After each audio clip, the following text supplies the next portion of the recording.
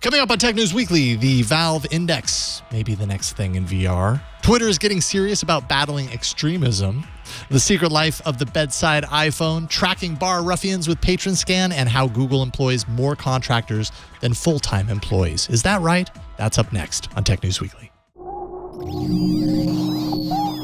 Netcasts you love. From people you trust. This is Twit.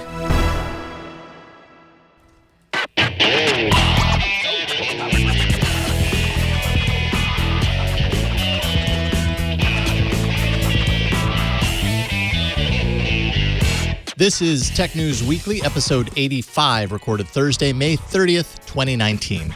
This episode of Tech News Weekly is brought to you by Envoy. Envoy builds beautiful, modern software to help businesses elevate the physical workspace experience. With Envoy visitors, you can greet guests with a welcoming, sleek iPad sign-in app while still protecting your people, property, and ideas. Start your free trial today at envoy.com/twit. And by LinkedIn Talent Solutions. Find the right people for your business this year at linkedin.com/technews and get $50 off your first job post.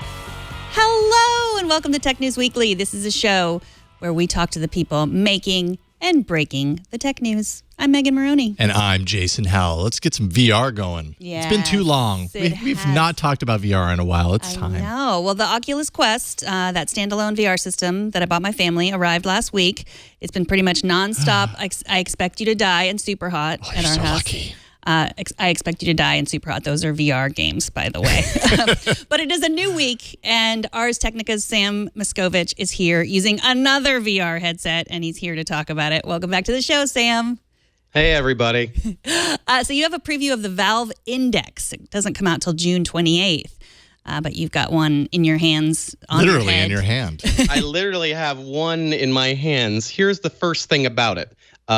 It's so easy to go in a million directions about VR, but the first cool thing that Valve, and you may know Valve because of Steam VR. They allied with HTC to put out the HTC Vive back in 2016. So you kind of thought of that as the Valve/Steam VR system. Well, HTC has kind of gone in their own direction. They take the Steam VR license and make their own things. And Valve has said, we want to make our own. We have ideas, we have engineers, and we have manufacturing. We're going to make our own stuff. And it began years ago with this thing called the Knuckles. Now, what you may notice is I can let go of this controller. Don't drop it. And it doesn't come out because it's cinched around my knuckles. The idea being that in VR, sometimes you might be shooting a gun, pew, pew, pew. Sometimes you might just want to point a finger, and you can pull that out. Sometimes you can want to wave, give a peace sign, other finger gestures. Mm-hmm. They're all supported thanks to 87 sensors in this controller. And they've been working on this for years. Since the end of 2016, they've been showing off prototypes. And we all kind of thought, well, maybe they're just going to put that out as a thing to attach to another system you already own. And then they went one further and they said, oh, yeah, we're putting out an entire new headset, the Valve Index, which looks a lot like other computer virtual reality systems. For example, it's got a big cable on it, meaning it's not wireless. It's not like the Oculus Quest. It requires a computer. It requires wires. It even requires these little tracking boxes that you have to attach in your play space of choice. You can't just put it on like Oculus Quest and go. However, there's a reason that they've gone to all this extra trouble, because it is the most impressive display I have ever used when playing with VR. Now, I strap into a bunch of different headsets, ranging from your giant Oculus launches to sort of your smaller, nichier, weird headsets, some of the Windows mixed reality stuff that is kind of cheaper and full of compromise. The Valve Index uses a high refresh rate panel, meaning it's running at 120 hertz 120 hertz. So 120 frames of visuals a second beaming into your eyes. And you might think, well, these headsets already kind of run at high speeds at like 90 frames a second is sort of been the standard. Oculus Quest goes up to 72, which is pretty good. But once you get up to 120, and the other tricks in this, which I go at length about at Ars Technica, especially about sub-pixel density, meaning all of the ways that every little pixel as it's moving around that close to your face, how they all appear clearer and smoother and without a bunch of little crackling in between each of the lights. The result is something I can strap into for hours. I can put this thing on, sit at my desk with a keyboard and mouse, and use VR space as a virtual monitor. There's this app called Virtual Desktop. You can actually use that on Oculus Quest as well. So I've been strapping into that, doing hours of typing, of emailing, mousing around, chatting on Slack with coworkers, watching movies, either my own or through Netflix. And it just doesn't put me in this swimmy sort of thing. Now, I've been testing VR a lot over the years, and I'm used to the thing where I have a thing on my face for, 30, 45 minutes, and I get out and my face has that, eyes have this weird swimmy and this doesn't do that. I can have this thing on and I'm like, oh, I could play this for hours. And that seems to be the point, because Valve has been teasing 3 virtual reality games that they've been working on. Now, Valve used to make video games. You might remember games like Half-Life and Portal and Left 4 Dead. And Valve hasn't really made games lately, and PC gamers have been wondering what the heck, what's going on, where's Half-Life, et cetera, et cetera, et cetera. One of those games is coming out by the end of the year, and all of the comments I heard from Valve staffers at a preview event a few weeks ago seem to hint at, without actually outright saying, that they want a headset that's good enough. So if you want to play a legit game, meaning your hours-long kind of quest full of story and action, you want to be in the headset for more than 30 minutes without being uncomfortable. So Valve Index seems to be going there and saying, hey, obsessive people who like strapping stuff on their face and connecting it to expensive computers, this is your headset. That's not necessarily the same as Quest, but props to Valve for being pretty clear about that niche and going really hard at it. Yeah, soon they'll have the Valve Quest, and that'll be the detached system. That's probably a couple of years down the line, though. Who are we kidding? I mean, I could go into that, but go ahead.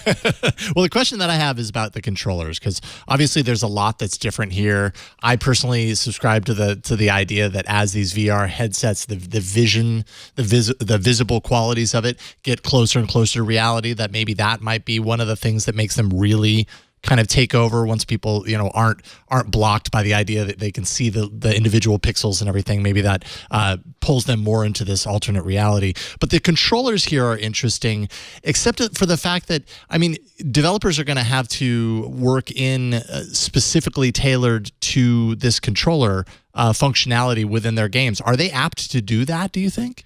Oh, this is a chicken and egg problem, definitely. You'll notice I talked a lot about the headset because it's just very easy to say, if you buy this thing, it's great. You might want to skip that picture, depending on the audience. For those who were not watching, there was one of me testing out the finger capability of the controller. The problem is a pair of these is $280 standalone.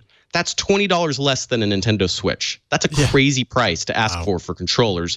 And in my testing thus far, again, I'm in a preview state. This doesn't come out until June 28th. The headset's $500. The full system with the headset and controllers and sensors is $1,000.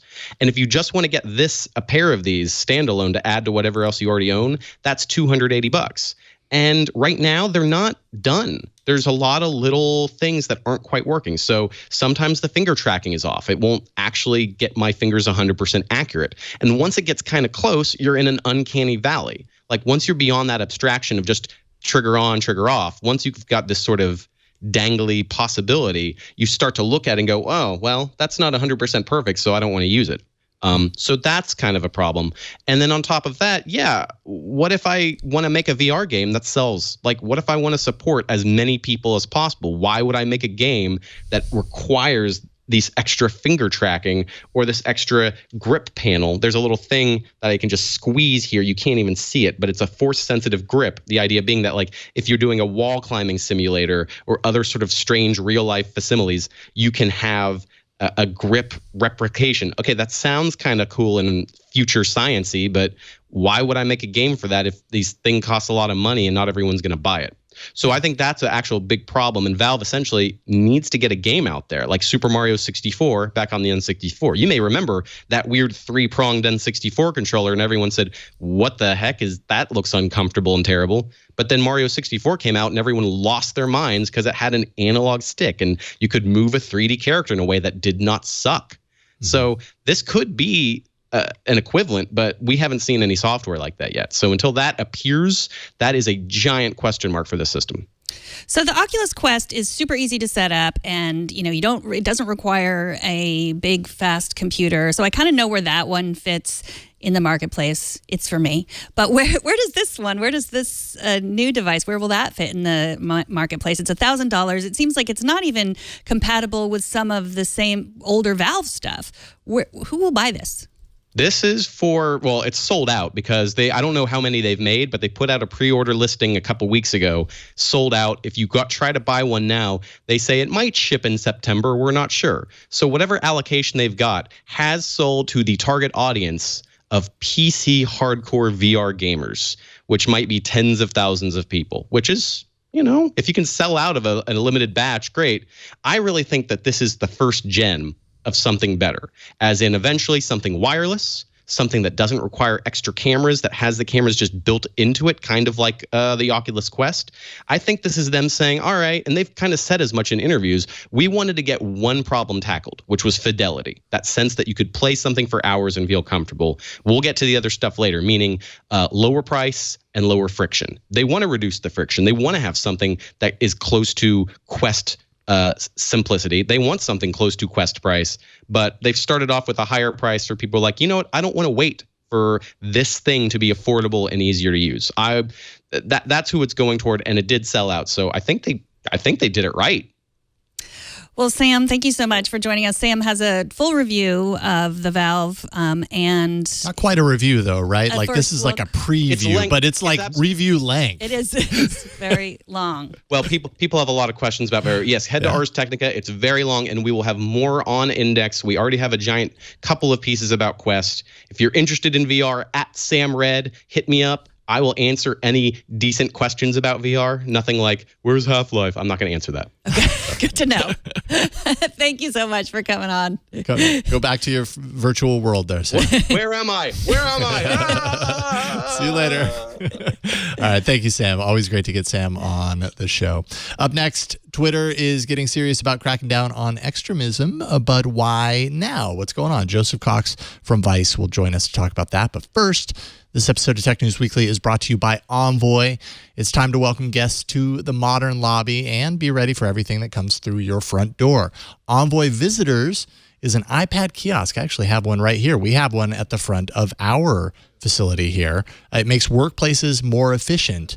So here's how Envoy Visitors works. When visitors arrive, they sign in on an iPad kiosk. They just hit that button, enter in some details. Here, I'll go ahead and hit it so you can kind of see just very briefly here. Kind of hard to see here, but you enter in some details, sign legal documents that you might need to sign in order to enter, like NDAs. It all happens right on the iPad.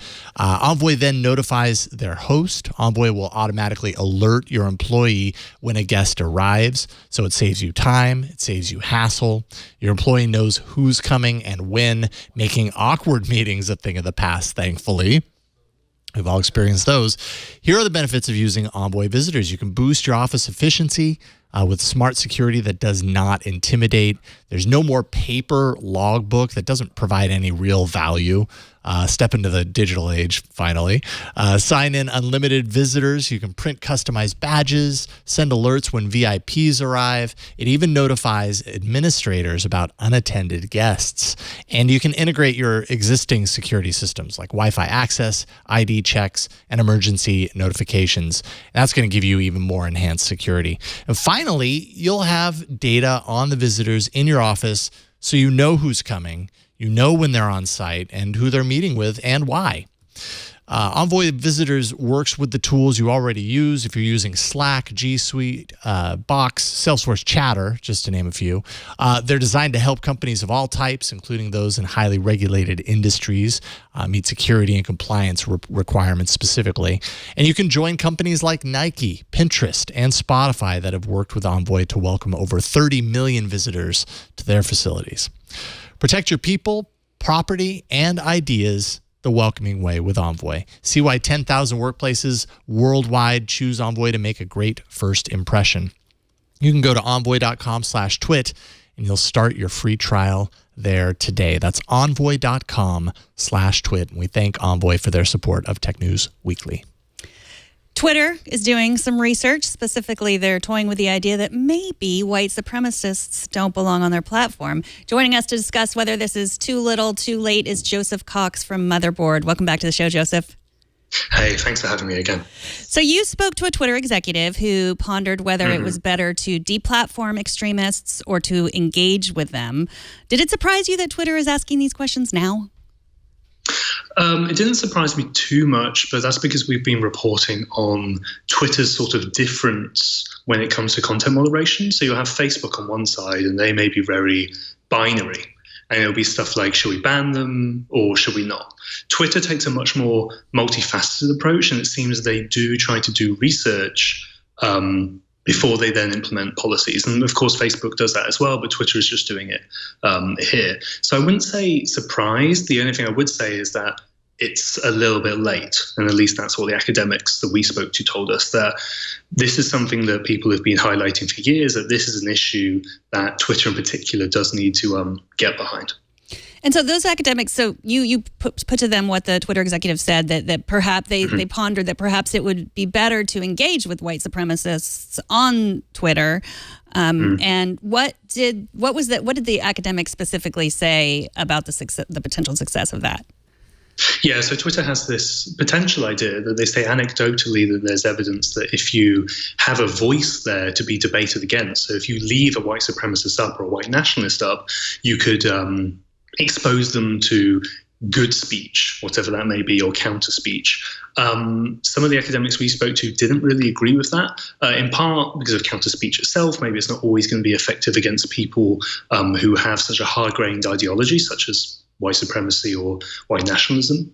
But there's also something about Twitter sort of as a platform, as the way it is designed, which is that you may not be able to get context. It's heavily favored towards people who are over the top and very exaggerated, and you may not actually be able to have a good faith argument on Twitter by the very nature of the platform.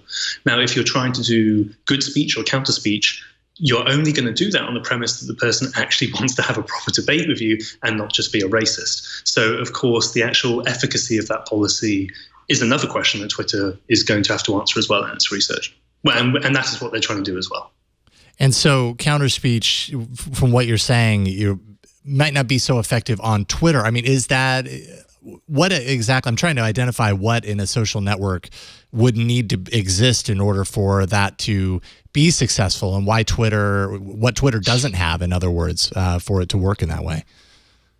So, I mean, the executive didn't go into super specifics on what it may actually look like, but we can kind of look at how Twitter and other platforms have dealt with other subjects. So at the moment, there's been a hell of a lot of media coverage about anti-vax. And now if you go on Twitter and you search for sort of anti-vax memes or even keywords, there'll be a pop-up that says, hey, this information has been disproven or something like that, or please follow this link if you want more information. And there's similar on Instagram, I think, or at least they're going to deploy it. And there is similar on Facebook. So from a product point of view, it may look like that. After an investigation we did recently, Facebook banned white nationalism because it came to the conclusion it was the same as white supremacy, at least ideologically. Now, when you go and search for white nationalism content on Facebook, it will have a pop-up like that. So to answer your question, maybe counter speech on Twitter would look something like that you search for a white nationalist figure or you engage with a white nationalist tweet, and maybe it would come up with a pop-up with more information. Again, that is me just inferring from what other products there are around dealing with similar issues, but you can imagine something like that. But then even more just philosophically with Twitter, they believe that you can't just hide something and it disappears. They believe that there should be something out there to be debated. And again, that is radically different to other social media platforms who don't try to take that philosophical, open, transparent approach, and they more readily just want to ban offending content. So you write that it's really not in Twitter's benefit to deplatform these individuals. Can you talk a little bit about that? I mean, I would frame that as a view from the academics, in that at least some of them said that it would be very expensive to start banning more users, because of course you need to hire more moderators, you need to invest in tools, that sort of thing. I personally don't 100% buy that argument. In the conversations we had with other Twitter employees as well, the whole financial argument doesn't really seem to make sense. It really is a philosophical, almost cultural approach at Twitter. that does make this different. As for why they may leave them up, I wouldn't say it would be so much deliberate necessarily, but if you look at the moderation of terrorist content, when you have a load of Islamic State accounts or maybe Al-Qaeda accounts, this is going to be a wave of people or accounts that all have the same profile image. For example, it'll be an ISIS flag or something like that. Or when they upload the new Islamic State propaganda, that's very easy to identify because it's largely going to be the same piece of footage. When you're dealing with hate speech, and far-right hate speech is one example of that, it's much more difficult to detect algorithmically at scale. So there is a resource idea there. I'm just not sure if that is the actual reason that Twitter would rather do this, because again, I think that's their culture and that's actually their philosophical approach. Yeah. Now, talk a little bit about how speech restrictions can sometimes catch the wrong actors. I think it was the EFF's Gillian York mentioned this in the piece. How exactly does that happen?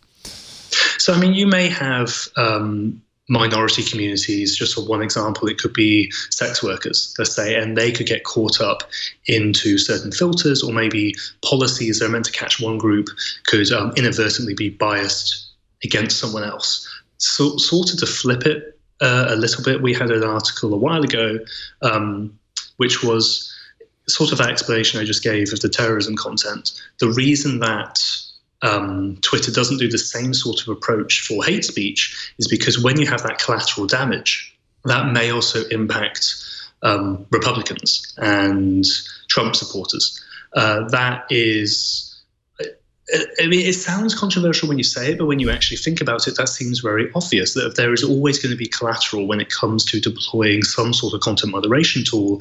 And then again, in the case of hate speech, it's so difficult to fine tune it that may then impact people who aren't actually the target of that content moderation strategy. And that's going to happen if you try to do it, I don't know, against sexual content, and you're trying to block a load of nudity. You may then end up hitting holiday photos, just for a completely innocuous example. But you could have a similar sort of thing for terrorism and then say hate speech if you try to do the exact same approach. And this is why social media companies do need to do this research, because every single content moderation strategy is going to be different. Every problem has its own nuances, and you do need a different approach for pretty much everything. And of course, that is where all of this problem comes from in the first place. Yeah, so let's move on to another story that you posted about Snapchat, or the company Snap. You had a scoop about Snap Lion, which was a tool, an internal tool that employees were able to use. Talk a little bit about what this tool did and how employees have used it. Sure, yeah. So there's sort of two parts to this story. The first being, as you say, this tool called Snap Lion. This started as a tool for Snap employees to go and retrieve information in response to valid law enforcement information requests. So if a police officer sends a search warrant or a subpoena or a court order to Snap, which is totally legal and fine, of course, every single tech platform needs to do this to operate in the United States, the Snap employee will go and take the warrant and then use the Snap Lion tool to retrieve that information. Now, that might be location information. It could be some of the saved snaps. It won't be the ones that have vanished, but it may be ones that the company has preserved at the order of law enforcement, or ones that the user has saved in their own folder, and then some other information like their email address and phone number. So that's sort of the first part. And then the second part of the story is that we have multiple sources saying that Snap employees had abused their insider data access. Now, the story doesn't specifically say it was Snap Lion. We just framed it sort of around that to give an example of one tool. But the allegation is that multiple employees did abuse their access to user data. And this is an issue that we see across the tech industry. It's not just a Snap thing, but this is one example of it happening sort of in the real world. I mean, I'm not surprised that companies have modes, let's say, that grant all access to all these features, because, you know, at the end of the day, they are responsible for maintaining and managing their platform. So tools like this, you know, arguably need to exist in some degree. It sounds like it's the access to these tools, or the moderating who has access, and actually what is offered within those. Maybe this, maybe Snap Lion offers all of these things, photos, password changing, user administration, all this kind of stuff. Maybe there are certain levels of access that this one person actually needs, but doesn't need the whole keys to the kingdom. Could that be a possible solution for something like this? Yeah, I mean, as you say, these are tools that are kind of necessary. That may be for the security staff. It could be for customer support, whoever. They do have access to this data, and they do have legitimate reasons to need to get to it. As for sort of the accessing, yes, the way that they'll deal with it is either they will, record a minimal amount of data in the first place. You cannot abuse the data that you don't collect, so they can minimize that. But then it's, of course, also, as you say, the siloing of this data, only allowing certain people to access it. And from what we understand, when this abuse took place, there were fewer restrictions on the SnapLion tool. There was less auditing in place, so it was easier for somebody to go and use that tool without necessarily being caught. Since the abuse, which again, I'm not specifically saying it was SnapLion, that's just the implication. Since that abuse happened, there are more stringent restrictions on this data access. So yeah, it's exactly as you say, that they need to have this data, but they can control who has access to it. And that's the important thing here. Mm-hmm. Now, from your reporting, was it clear whether some of these photos were photos that people took on Snap expecting them to, or on Snapchat expecting them to have disappeared? Are they hanging around even though we can't see them anymore? So it's unclear what the specific abuse was, unfortunately. This is the sort of information that is tightly held within these companies. The sort of only people that would know about this are the ones who would need to.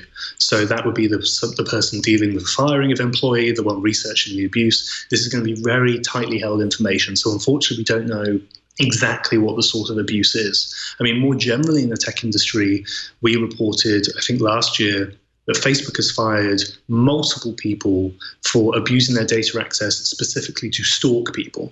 So in the same sort of way that, a domestic violence case or a murder is going to be from a murder of a woman specifically is going to be of someone they know, it seems that there is a similar sort of thing when it comes to insider data access. When we covered it on Facebook, it was people stalking their ex-girlfriends, their current girlfriends, that sort of thing, the exact sort of unfortunate misogynist behavior you would expect, but with someone who has access to very sensitive data. So I wouldn't be surprised if that sort of more general approach is across the industry as well. Well, I guess the good news is as you report on it, they change it. So thank you. Yeah. Joseph Cox is a reporter and a writer at Vice. He's also Joseph F. Cox on Twitter. Thanks so much for coming on. Thank you, Joseph. Thank you. Appreciate it. Take care. Who's spying on you while you're sleeping this week? Geoffrey Fowler from the Washington Post explains after the break. But first, this episode of Tech News Weekly is brought to you by LinkedIn Talent Solutions. Hiring isn't as easy as putting an ad in the paper or posting on a job board. With more qualified candidates than ever, you need something that helps you find the right people for your business. And LinkedIn Jobs does that. With more than 500 million active members, people come to LinkedIn every day to make connections, grow their careers, and discover new job opportunities. 90% of LinkedIn users are open to new opportunities, but not actively scanning all those job boards. This means LinkedIn Jobs gives you access to an entirely different demographic than anywhere else. LinkedIn Jobs uses knowledge of both hard and soft skills to match you with the people who fit your role the best. Things like collaboration or work ethic and adaptability, those are all taken into consideration. So LinkedIn Jobs can help you find someone that's not only qualified, but also matches with your company's culture. LinkedIn Jobs gets your job in front of the most relevant, qualified candidates so you can focus on making a hire who you're excited about. You're probably already on LinkedIn. It's a platform you're comfortable with, and that's why I think it's the best place to find the people that you want to hire. Everything you need is right there for you. You don't have to learn a new system. Post a job today at linkedin.com/technews, and you'll get $50 off your first job post. That's linkedin.com/technews to get $50 off your first job post. LinkedIn.com/technews. Terms and conditions apply. So Apple has long been devoted to being the privacy-minded tech company, and they've said as much in their advertising that stresses how user data stays on the iPhone. But that isn't the case in everyday use necessarily. Geoffrey Fowler from the Washington Post wrote about his exploration of what happens on his iPhone while he's asleep. And, well, let's just say it's a lot of stuff happening. Welcome back, Geoffrey. Hi, glad to be here. It's good to have you, Jeff. So begin by talking about what kind of secret life your iPhone has been living while you've been asleep. Yeah, it turns out that it stays really busy talking to lots of companies, including many with names I've never really heard of before, sending them, in some cases, very personal information about me, my exact location, my email address, my phone number, other ways to fingerprint my phone. And it's doing that because all the apps that I've got on my phone seem to be filled with tracker technology. And Apple doesn't seem to be putting much of a stop to that in the apps that make it to the App Store. So how exactly did you track all of this activity? I mean, I imagine this is the kind of thing that if you've discovered it and it's happening with the sheer volume that you talk about in your piece, that it's probably been happening on many iPhones and for a very long time. This is just kind of how the app ecosystem works. So it's surprising that someone hasn't spent the time to detect it and track it. So what are you using to track all of this activity? Yeah, I mean, I agree. It's surprising. I'm just a tech journalist. I'm not even a developer or a coder, but I did have a little bit of help. Patrick Jackson, who is the CTO of the privacy tech company Disconnect, he used to work at the NSA. I gave him a ring and I said, hey, can we figure out what's going on my phone while I sleep? And so we use two different kinds of technology to do that. One is a piece of software made by Disconnect called Privacy Pro. It's actually something you can download and try, and there's a free version that you don't have to pay for. If you're interested in doing a version of this experiment, it identifies trackers that are coming out of the entire phone, not just your web browser, so including the apps. And then it also tries to block some of them. But then to kind of get an even deeper view of what was going on my phone and figure out which apps specifically were sending out data to which trackers and also what kind of data they were sending, I used a program called the Charles proxy, which is often used to do diagnostics on apps. It kept all night long while I was sleeping, it kept a log of everything that went in and out of my phone. Some of it was encrypted, but not all of it. And digging through those records, we found, a good dozen trackers even while I was sleeping, and the phone screen was turned off. I was snoring. The phone was dark. We found them sending out, again, all kinds of personal data to tracking companies that I had never heard of and certainly hadn't intentionally installed on my phone. So I downloaded the Privacy Pro app. It's free to use for a week, I think. And I got all the same ones that you did. And it was shocking. It was like right away. It was just like everything. They just assume at this point. They're like, yeah, well, of course you do. Yeah.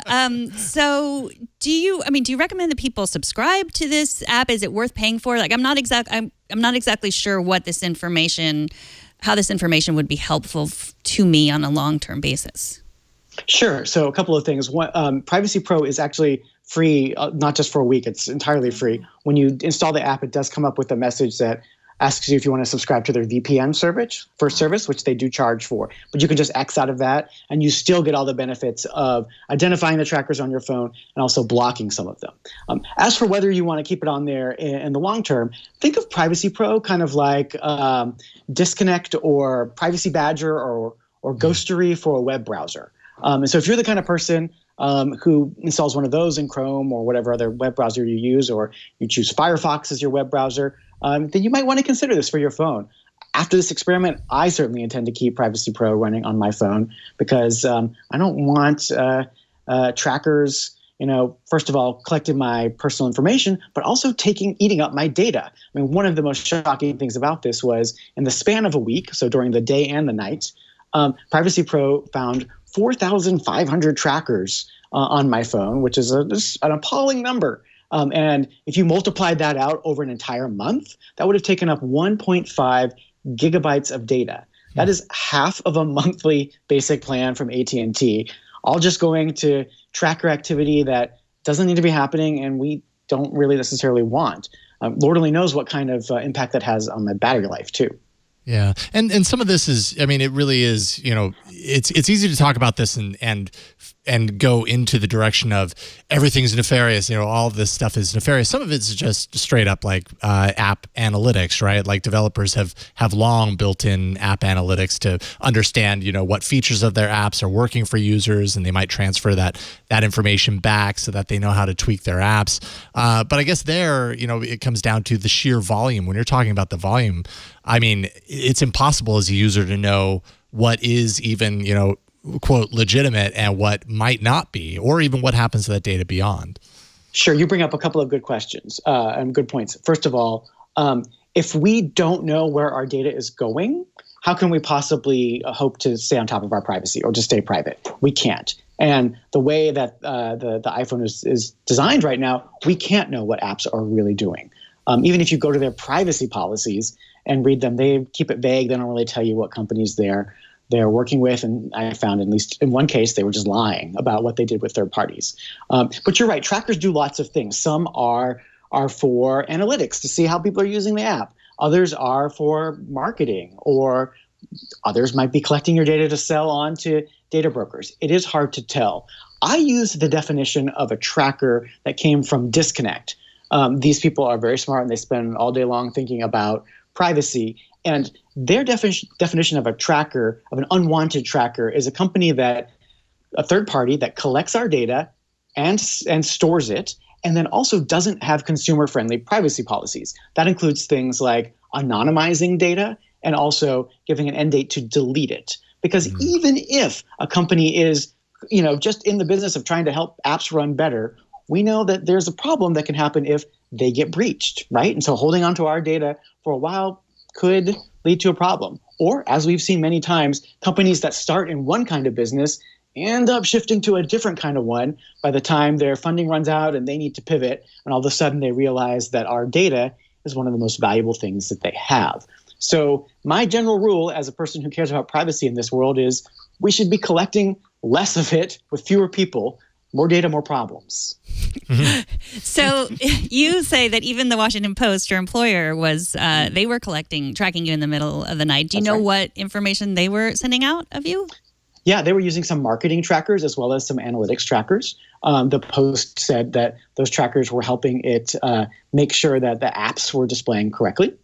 I heard that kind of response from a lot of people. I mean, I think a really typical one that's probably maybe a good example for us to talk about is DoorDash. They are the food delivery service. In the DoorDash app, you open it and you think you're having a conversation just with DoorDash. That's what you installed on your phone, right? But it turns out you open it, it's talking to 9 different trackers at the same time.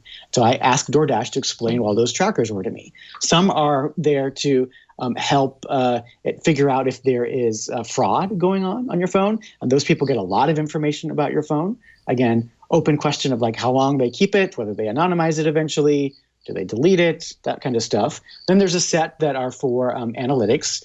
DoorDash says it helps them make sure the app is running correctly. They get even more data, more personal data, ways to identify your phone. Again, same questions. How long do they hold on to that?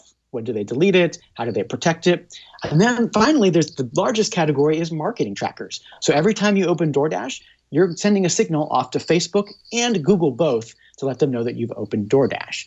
Is that what you thought you were doing when you were launching that app? I didn't. Yeah, we don't really know what we're doing when we launch an app. We're just like, I want some food. That's why I'm here. Exactly. And that's exactly the trap that these companies have got us all in, right? Yeah. We want the convenience and the capabilities here, and they've made us sort of accept that giving up our privacy is a cost of it. And I think that is a false choice, and we need to fight back. Yeah. So how can Apple do better here? Because I'm used to hearing these or reading articles similar to this or hearing about this stuff. I'm an Android guy, so I'm very used to hearing about this stuff around Android. So Apple, a little less so. Apple's kind of built its business around being at least publicly perceived as the kind of more privacy conscious company. What can they do better here? Yeah, Apple is the company that took out that big ad at CES this year that said, what happens on your iPhone stays on your iPhone. Right. Clearly, my experiment shows that is not the case. I think we have to remember that Apple, first of all, has raised that bar and has set that for themselves, so we need to hold them to it. And then second of all, that they have complete control over the way iOS works, as well as the way the App Store works. So last year, they made a pretty big deal about some changes that they made to the Safari web browser to make it harder to track us. So they've said that they care about this issue. They care about trackers, and they want to stop the data broker economy, and they've taken steps to deal with it in the browser. So then why not the entire phone? One way they could do that is just by better policing the App Store, by doing essentially my experiment and watching who's sending out data and really checking, are they keeping up with their own privacy policies? Do their privacy policies really make it clear that which third parties they're sending data out to? Or I think the best idea of all is they should just have to disclose it to us, just like websites do after GDPR. open a website and it says, yeah, we're using cookies. Are you okay with that? Well, let's imagine you open DoorDash in the future on iOS 13 or iOS 14. It might have to say, hey, we've got 9 trackers running. Are you cool with that? Now, some people might say, I'm not cool with that, and choose something else. Or it might force apps to really think about whether they really need to be collecting all this data with third parties. And maybe we can develop better and healthier practices as an industry. Absolutely. Geoffrey Fowler, always great to get you on. Thank you so much for carving out a few minutes for us today. WashingtonPost.com. Check out Jeff's article there and all of the awesome work that you do. Thank you, Jeff. Appreciate it. You bet. We'll talk to you soon. Writing in Medium's tech publication 10, author Susie Cagle says that bars all over the U.S. and Canada are using a service called Patron Scan to verify IDs and collect basic customer demographic data. Now, in addition to helping keep out underage drinkers, Patron Scan also allows the bars to keep a record of people who have been kicked out of other bars that use Patron Scan. So it's basically like a no-fly list, but for booze.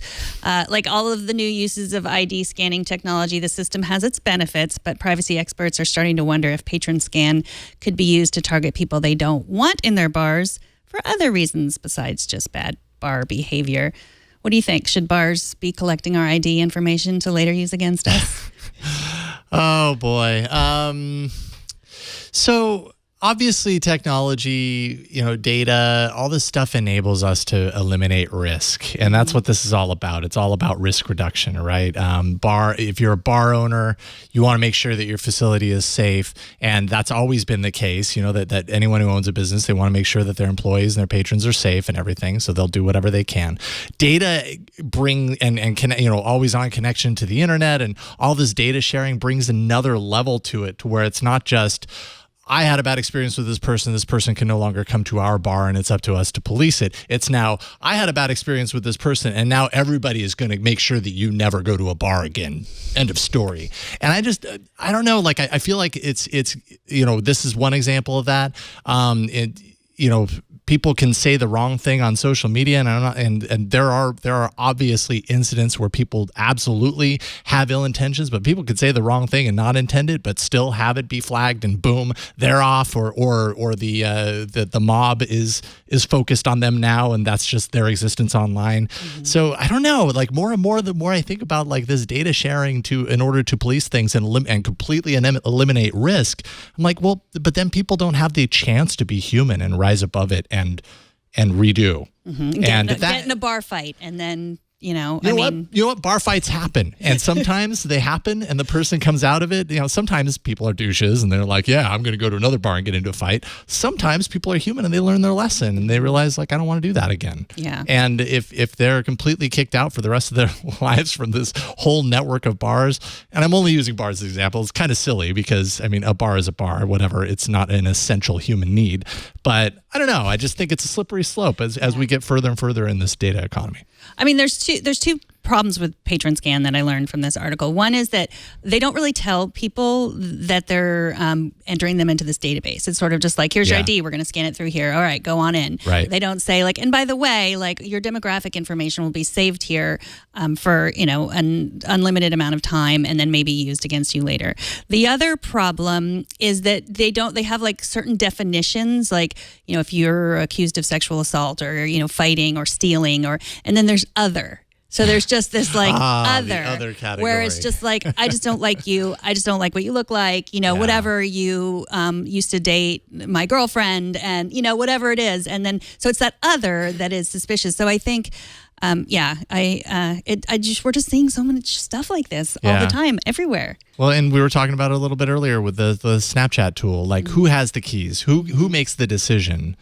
It really could just be some random person that decides, oh, well, I just really don't like that person. So boom, that person's not allowed in any of these other places, not allowed to just be a human being, which is not to say that there aren't people that make really poor decisions and probably should not be going to bars. Mm-hmm. But I just think that it's becoming easier and easier to use one person's mistake. Like if I could go back in time, I've never gotten into a bar fight, but if I could go back in time, I'm sure I've made a complete ass of myself at a bar. Who knows, if I would have been added onto this list. I'd like to think that I probably wouldn't end up on that list, but I was given the ability to make an ass of myself and still come out the other end and learn and be a better person as a result of it. And something like this just like automatically pegs that person as, nope, you are bad. No more. And I don't know, that's something rings wrong for me on that. Right. I know. Yeah. This does also like remind me of the same thing I say all the time. Like, but for the grace of God that YouTube did not exist when I was in college. Exactly. Oh, totally. Totally. So absolutely. All right. We've got some weighty topics on this week's show. Artificial intelligence is an oft-used buzzword. It seems to imply that much of what's happening was created by the intelligence of something, artificial. Humans are not artificial, most of them anyways. In the case of Google's Assistant, it sounds like it's largely made up of the work of human temp workers who produce the linguistic data sets that Assistant relies on. Those temp workers are part of a larger pool of temp workers across the company that actually outnumbers full-time staff, according to the New York Times. This lets Google off the hook in offering those employees, or those workers and not employees, any number of perks, benefits, in some cases access to information that would actually keep them safe while they're at work, because contractors working for the company, they're barred from a number of things. They're not full-time employees, so they aren't holiday parties, all hands meetings, can't see internal job posts, which I find interesting. Like, don't you want the people that are temping for you who already know your systems to be able to apply for jobs or attend to Google job fairs? And then not only that, like from a security standpoint, like as one example, the YouTube shooting that happened, there was an email blast that went out to all employees that did not go out to temp workers. And so in some cases that could have resulted in actual harm or worse. So I don't know. And this is not isolated to Google either. A lot of the big tech companies do this. No, I mean, I worked for Microsoft for 11 years, and I say I worked for Microsoft, but I actually worked for an agency to work for Microsoft. So I was what was called a vendor, which is such a weird word for a person, but I was a vendor, which means I was essentially a full-time employee with no benefits. I didn't get invited to holiday parties, and I was allowed to live in Petaluma as opposed to living in, Seattle, Washington, which was my choice. Like they were often like, there's this job posting, you'd be great for it. You'd have to move to Seattle. No, thank you. So it was, it was great. But I got paid well, but I did not get paid nearly as much as what Microsoft was paying to have me work there, because they had to pay this agency where I had benefits and they were good, and I had insurance and all of that. But I mean, when I didn't really know exactly how much Microsoft was paying, and once I just got an email that I wasn't supposed to get, and I was like, oh my goodness, like my agency is taking that much money per hour that I'm working there. And then I probably would have still been working there. But when Satya Nadella became CEO, that was part of what he did. He cleared he basically said, why are these people, she's been working here for 11 years. She has full access to our network, like she, full security, like can get anywhere.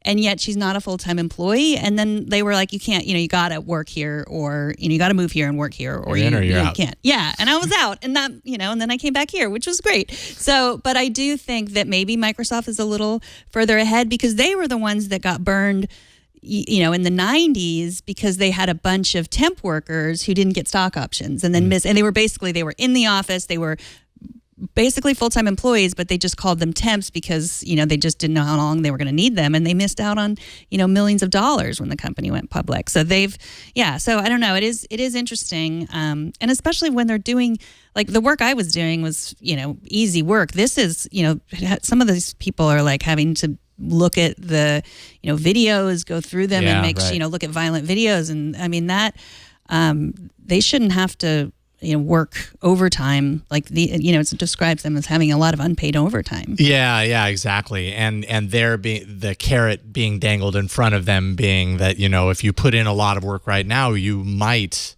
potentially be converted, even though they told them outright when they were hired, there is 100% absolutely no way you will ever convert to a full-time job here, yet then dangling that carrot, getting them to work overtime, and who knows what's lost in translation as far as that's concerned. But I mean, companies like Google can save, talk about saving money by hiring temp versus full-time. They could save up to like around $100,000 per year per contractor. compared to a full-time employee. So there's and when you consider in Google's case that more than full-time employee, there are more contract workers than full-time employees, just like there's a reason for that. There is a reason for that, and it's probably money. Right. And those employees, maybe that's just kind of part of the temp working thing. I worked as a temp worker years and years ago, and I didn't think it was unjust, that I was being abused or anything, for my time or anything like that. But when you look at it from a systemic perspective at Google's hiring practices and you see how outweighed it is, then it begins to kind of seem a little fishy, kind of seem like, all right, you guys know what you're doing here. You know that you're getting by without having to do all of this other stuff in order to hire, from a temp perspective. And maybe that isn't right. Maybe that needs to be reevaluated. Well, and like so many of the stories that we're seeing in the tech world, like there is more of a organizing going on, like worker organizing, like a little bit of a labor movement. And because the unemployment rate is so low, and so it really is time where people can say like, hey, I could get a job that's not making me work overtime and not get paid. Like and so it's great that they have a voice. I want them to have more of a voice. Absolutely. Well, that was cheery. Tech News Week. There were so many really heavy stories this week. Tech News Weekly records live every Thursday at 11 a.m. Pacific. If you want more cheery talk, we'll be back next week. twit.tv/live if you want to catch it live. You can be part of the show as well by emailing us at tnw@twit.tv. And subscribe to our show. Go to twit.tv/tnw. You can subscribe. Choose your way. Watch however you watch podcasts or however you listen. We have all the options there. And follow us on social media. You can find Twit on Twitter. You can find us on Instagram. You can find Inside Twit in both places as well. And you can find me on Twitter. I'm at Megan Morrone. And I'm at Jason Howell. Thanks to everyone who helps us do this show. Burke, of course, for Scrolling Words. Jammer B is here. Jeff Brockman, new engineer. And that's about it. Just kidding, Alex. All right, that's it for this week. We'll see you next week on another episode of Tech News Weekly. Bye, everybody.